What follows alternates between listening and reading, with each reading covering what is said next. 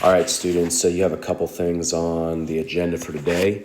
I'm sorry I couldn't be there in class today. I'll actually be at school later this afternoon if you want to stop by in between classes if you have any quick questions.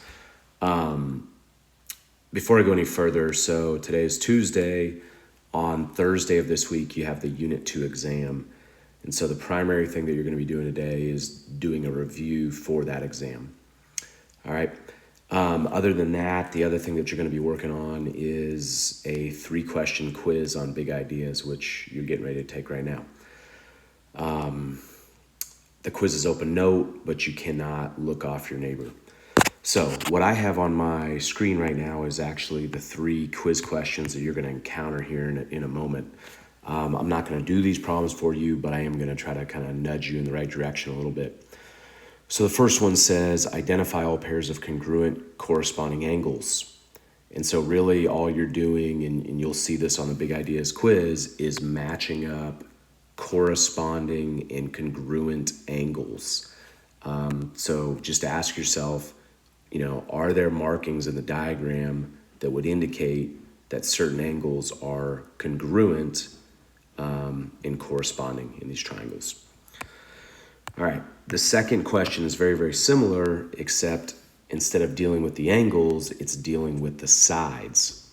So once again, just like I said in the last problem, are there some markings in this diagram that would indicate that certain sides are congruent and are corresponding?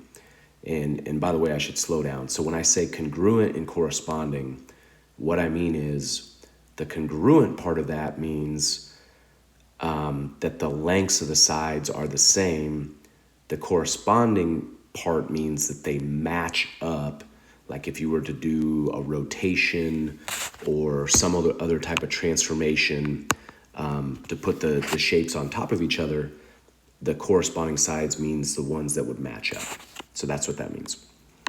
Okay, and then the third and final question that you're going to be asked to answer on the quiz is this one. And so it says, in the diagram, triangle ABC is congruent to triangle DEF. Find the values of X and Y. And so similar to what I just talked about, the first thing I would tell you to do is think about, is there a way that you can rotate this triangle and it falls right on top of the other one? Or would it map onto the other one? And so I think hopefully you can see that there is a way that if you rotated it a certain way, it would match up with the other one. And then beyond that, what I would ask you to think about is, okay, what side does 3x plus 6, would it match up with? And whichever side that matches up with, you could then set it as, you could set up an equation that says 3x plus 6 equals whatever that side is it matches up with. You're then going to solve for X, and once you have X, you could go back and plug it into this X, and I know that you would still be missing the variable Y, and what you could turn around and do is you could set this expression equal to whatever angle it matches up to in the other triangle, and that would allow you to solve for Y. Hopefully you would have the X already from the work that you just did. You'd plug that in and then set the expression equal to the angle that it matches up to and solve for Y. Okay, again, the quiz is 3 questions on big ideas, open note, just not open friend. Please don't look off your neighbor. Okay, there is more to this video, so what I would recommend you do right now is you pause my video, go take the 3-question quiz. When you're done with the 3-question quiz, start the video back up and listen to a few more things that I have to say that I think are going to be beneficial to you for the test.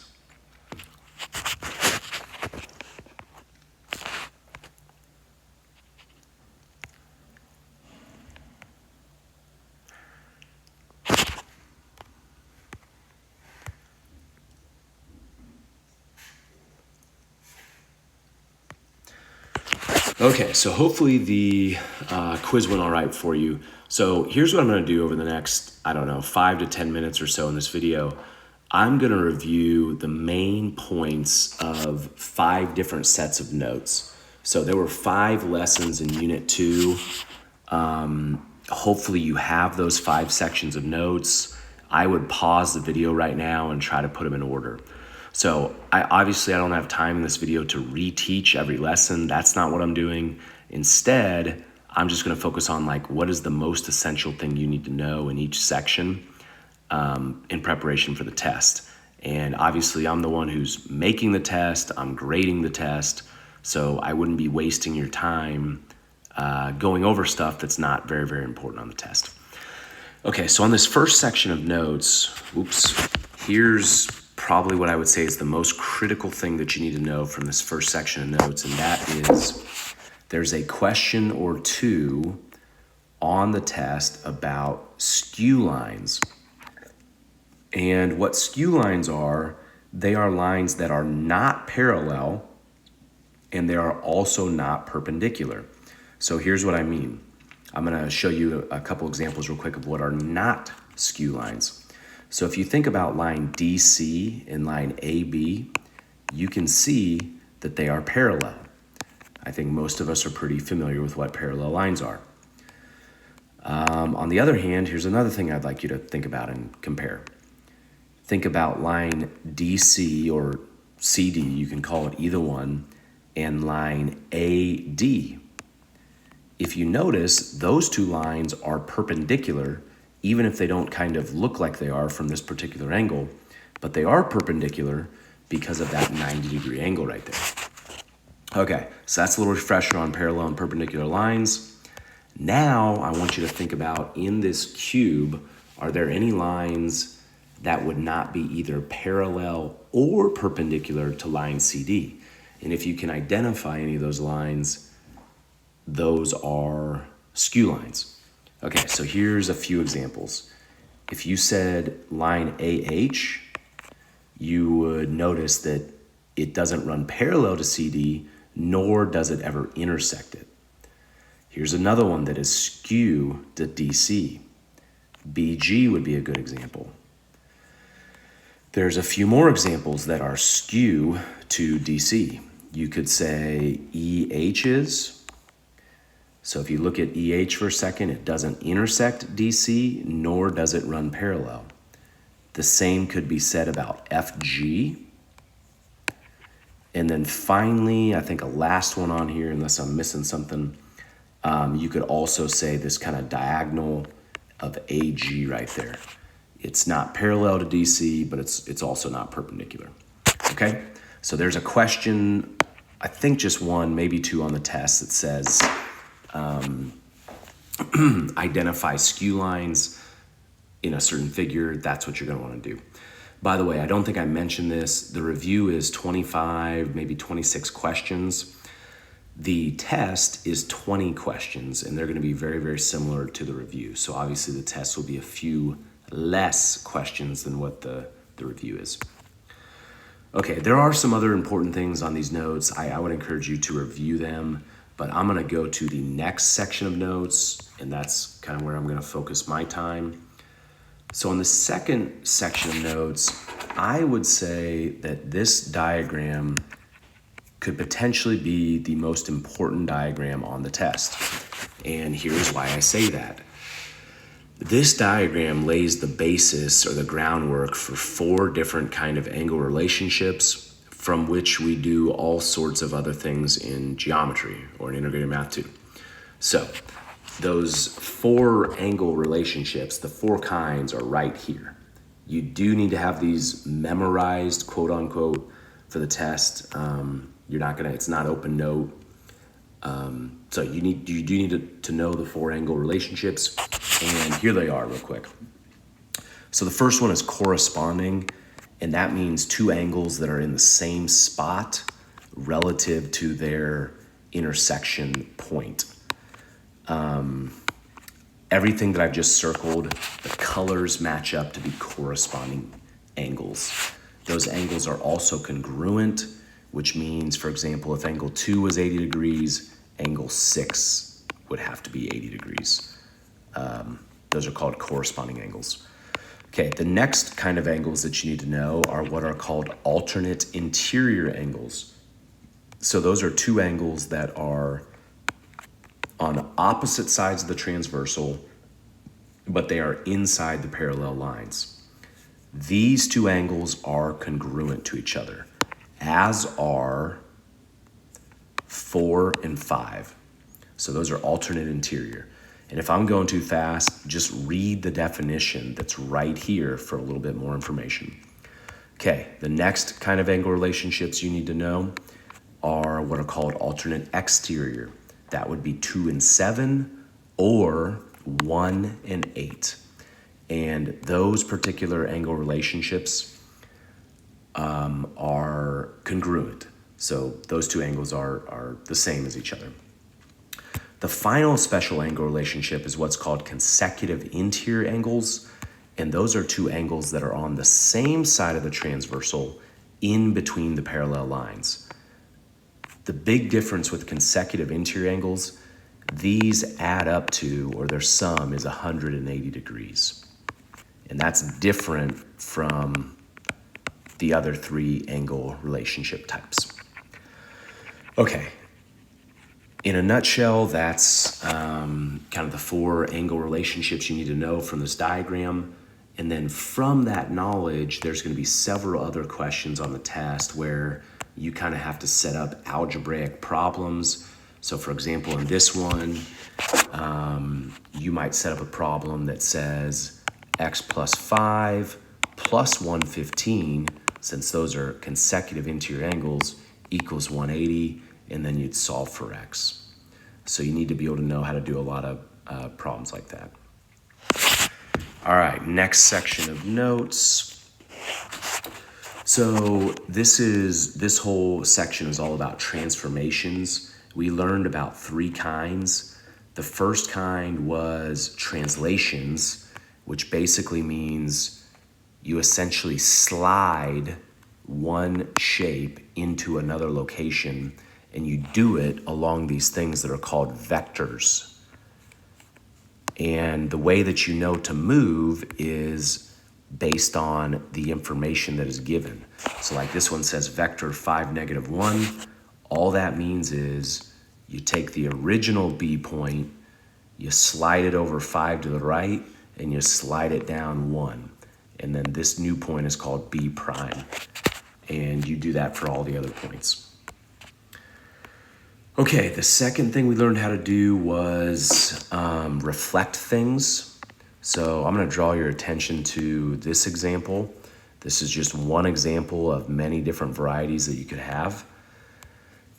Let's say that you have this blue point above the red line, and the problem says, I want you to reflect the point over the line y = 1, which is this red line that you're staring at. As you can see, this blue point is 2 away from the red line. Therefore, if you reflected it over, the new blue point would end up 2 below. And, it's really as simple as that. If you have a shape, you just have to do it more than once. You have to do those reflections more than once. Okay, I would say rotation is one of the big things for the test. There's a couple questions about this. Here is the only thing that you do not have to memorize on the test. I am going to give you these reflection rules. I'm going to write them on the board. So you don't need to memorize those. You just need to know how to use them. So here's how they work. Let's say you have an original point of 2, 3. If you wanted to rotate that point 90 degrees, the rotation rule says that you take that point, you flip the A and the B, and you change the sign of B. So here's how it works. You're going to go -3, 2. So the original point was 2, 3. You flip it, you change the sign of the B.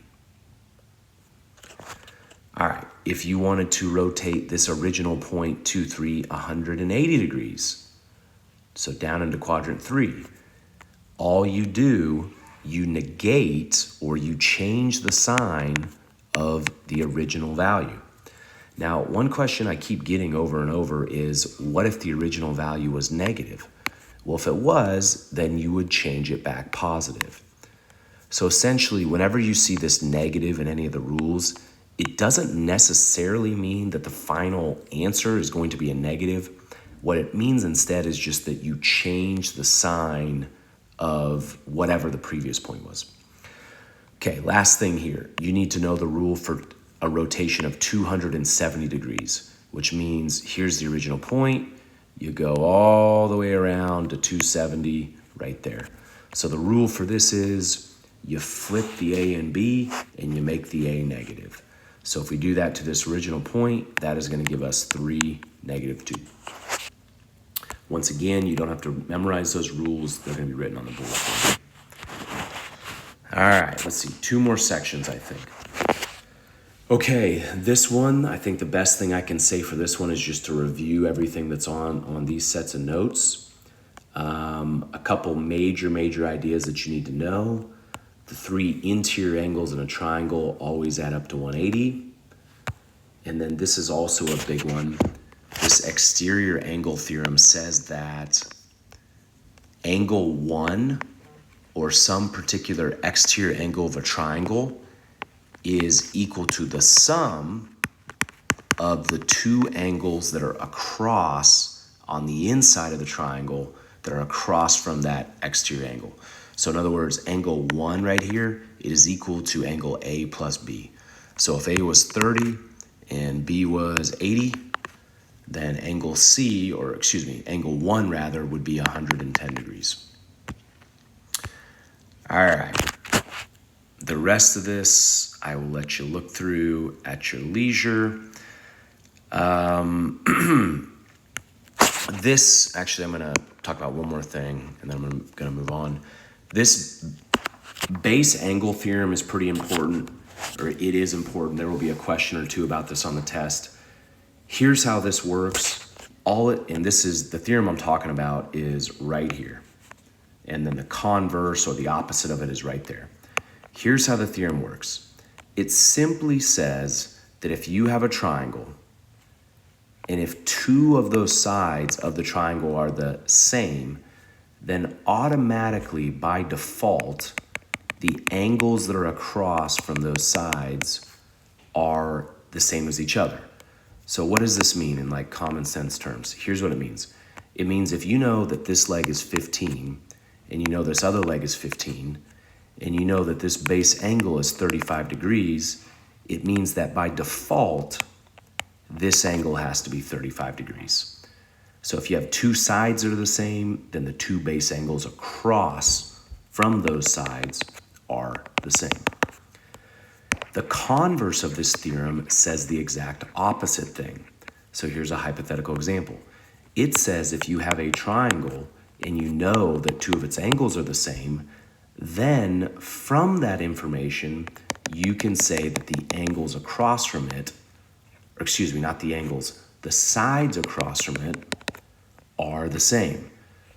So in other words, if we knew that those 2 base angles were 40 and 40, and we knew this leg was 16, we would automatically, by default, know that that other leg is 16. So that's something you should know. You should also know that an equilateral triangle like this, which means that it has 3 equal sides, you should know that an equilateral triangle is also equiangular, which means the 3 angles are the same, and vice versa. It works both ways. By the way, an equilateral triangle has 3 angles that are 60 degrees. That's something you should know for the test.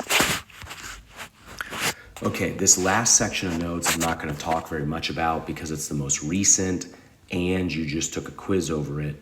But the main idea here is if you have 2 shapes that are congruent, then automatically their corresponding parts are also congruent.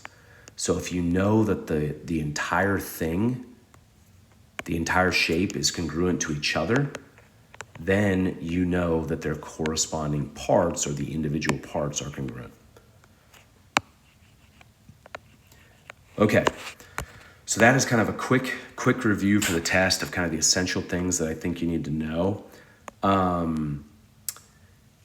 will be here the last 2 class periods of today if you want to stop by during passing to ask a question, or you can come on Wednesday during seminar to get help with the review. But otherwise, the review is due on Thursday, and you need to expect to plan to take the test on Thursday. All right, good luck. You guys are going to do